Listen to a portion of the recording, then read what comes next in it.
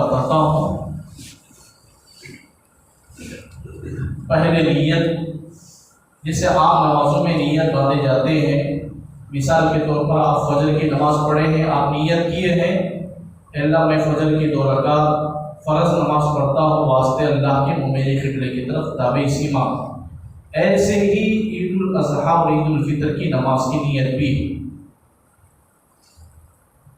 نیت یہ ہے اے اللہ میں عید الاضحیٰ کی واجب نماز 2 رکعت 6 زائد تکبیروں کے ساتھ ادا کرتا ہوں واسطے اللہ کے میرے قبلے کی طرف تابع استعمال۔ جیسے عام نمازوں میں نیت کیے جاتے ہیں ایسے ہی، مگر وہ فرض نماز ہے عید الاضحیٰ اور عید الفطر کی نماز واجب نماز ہے۔ 2 رکعت عید الاضحیٰ کی واجب نماز 6 زائد تکبیروں کے ساتھ پڑھتا ہوں واسطے اللہ کے میرے قبلے کی طرف تابع استعمال۔ یہ نیت باندھنے کے بعد امام تکبیر تحریمہ اللہ اکبر کہے گا، آپ لوگ بھی دونوں ہاتھ کانوں تک اٹھا کر ناف کے نیچے باندھ لیں، پھر ثنا پڑھے سبحانک اللہم و بحمدک و تبارک اسمک و تعالی جدک و لا الہ غیرک۔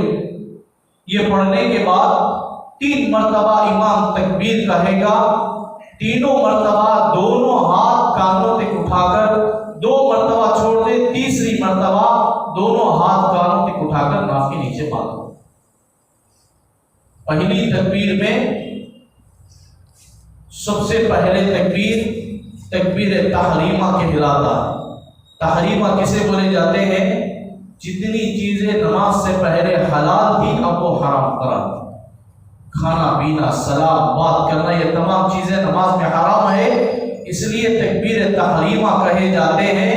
تکبیر تحریمہ پہلی تکبیر جب امام کہے گا اللہ اکبر، دونوں ہاتھ کانوں تک اٹھا کر ناف کے نیچے باندھ لے، ثنا پڑھے، پھر امام 3 مرتبہ تکبیر کہے گا، تینوں مرتبہ دونوں ہاتھ کانوں تک اٹھائے، 2 تکبیر میں دونوں ہاتھ چھوڑ دے، تیسری تکبیر میں دونوں ہاتھ کانوں تک اٹھا کر ناف کے نیچے باندھ لے۔ پھر عام نمازوں کی طرح امام سورہ فاتحہ ضم سورت پڑھے گا، پھر رکوع اور سجدہ، اور پھر دوسری رکعت میں امام سورہ فاتحہ اور ضم سورت پڑھے گا، اور رکوع میں جانے سے پہلے 4 مرتبہ تکبیرات کہیں گے، 3 مرتبہ دونوں ہاتھ کانوں تک اٹھا کر چھوڑ دیں، اور چوتھی تکبیر میں دونوں ہاتھ نہیں اٹھائیں گے کانوں تک، بغیر ہاتھ اٹھائے کے رکوع میں چلے جائیں۔ پہلی تکبیر میں قرات سے پہلے 3 تکبیر زائد ہوگی، اور دوسری رکعت میں 3 زائد تکبیرات رکوع سے پہلے قرات کے بعد ہوگی۔ اللہ تعالیٰ ہمیں عمل کی توفیق عطا فرمائے۔ نماز میں کبھی کبھار آدمی بھولے سے رکوع میں چلے جائے یا تکبیر نہ کہے، بازو والے ہنسنا نہیں۔ اکثر کبھی کبھار آدمی بھولے سے ایسی حرکتیں کر لیتا ہے جس سے بازو والے نماز میں جو مصلی ہوتے ہیں وہ ہنس دیتے ہیں۔ اگر آپ کی ہنسی بازو والے سن لیے، آواز نکل گئی نماز میں، تو آپ کی نماز کے ساتھ وضو بھی ٹوٹ جاتا ہے، وضو نہیں رہتا۔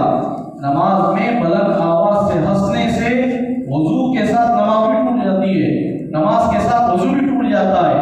اس لیے احتیاط کرے، اللہ کرے کہ ہمیں عمل کی توفیق عطا فرمائے۔